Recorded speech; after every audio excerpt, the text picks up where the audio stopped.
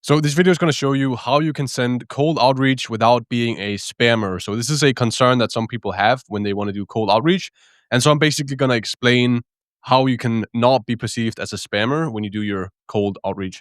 So first of all, let's define the terms. So the way I would define a spammer is somebody that sends something that is generally um, unwanted and also unsolicited. So that's basically how we could define a spammer in the context of this video. So, for example, we cannot say that cold outreach in general is spam because then you would have to say that somebody searching for a job reaching out cold would also be a spammer, which is probably not accurate to say. And the thing that annoys people is the fact that it is unwanted. It is something that is very unlikely to be relevant for the recipient of that particular email. This is what makes people angry. This is what makes people press, reports of spam, and that make people respond with angry messages. Now, if your outreach is targeted and relevant, that will not happen, and that's because generally, when you receive something that is of interest, it actually excites you. So, in that sense, if you can target your outreach better, if you can make it more relevant, then you won't even run into this issue in the first place. And look, there will always be angry people to a certain extent when you do high volume stuff. I mean, I've even seen with ads, people comment some very vile stuff on ads because they don't want to see them or they don't like the offer or they don't want to, whatever the case might be. So that's sort of setting the baseline here. But the first solution that you can implement to not look like a spammer is to use AI pre-qualification and spot checking. So let me explain. So let's say you have a large list of leads and you've just simply put in a very basic keyword on your database. You just put in accounting. What's going to happen when you put in a very simple keyword like that and you're not used to doing these more advanced database searches is that you will end up getting a large list of people that are not relevant. So a certain contingent or subsection of that list is going to be people that are not relevant because your search is not dialed in. And so what happens is that they receive an email from you, it's not relevant, and they get angry, they report it to spam, and so that's kind of how this issue occurs.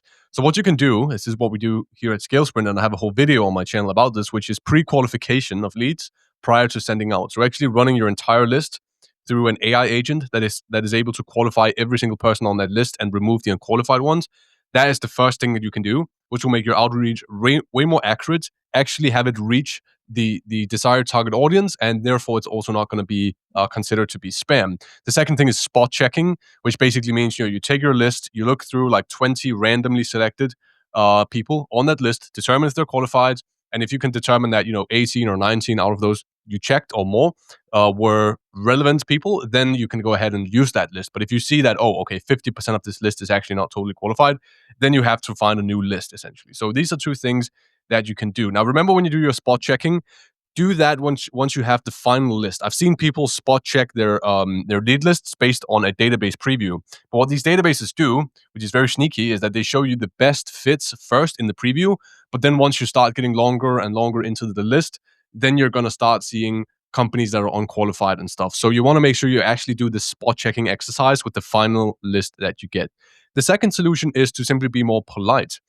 So some people, the way they write emails comes across as very sort of intrusive, and it's too direct. And so I believe they actually did some studies on this where it shows that people perceive you much better as somebody that reaches out cold if you use phrases like thank you so much for taking the time to read this, and just having these polite sentences, I think, can definitely give people a better impression of you. And it's very hard for somebody that is sort of a normal human being to be super angry at somebody that talks to them very kindly, even though it's sort of a cold, unsolicited approach. The second one is don't insult people. And this is something that I've seen people do. They reach out to people and they're like, hey, your website is lacking this, and this, or your content could be better, or blah, blah, blah. And they basically insult the recipients and think that's going to work.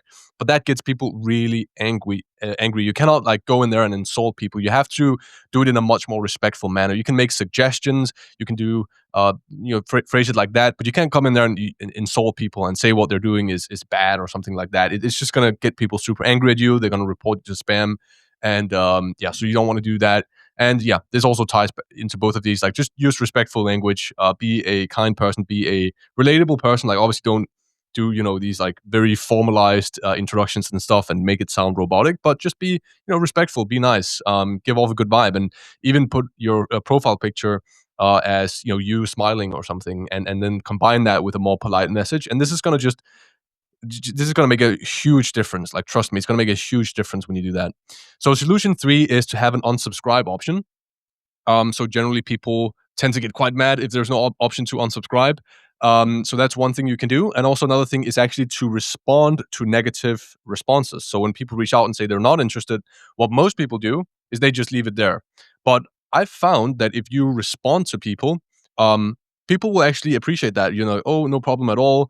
Thank you so much for taking the time to respond to my message. Anyways, they will appreciate that. And actually, sometimes when you do that, they'll say, they'll sort of feel like, wow, this is different. This reached out to me actually cares about me a bit, even though I'm not interested in what they have to sell. And so they kind of open up a little bit again, even though they initially said no.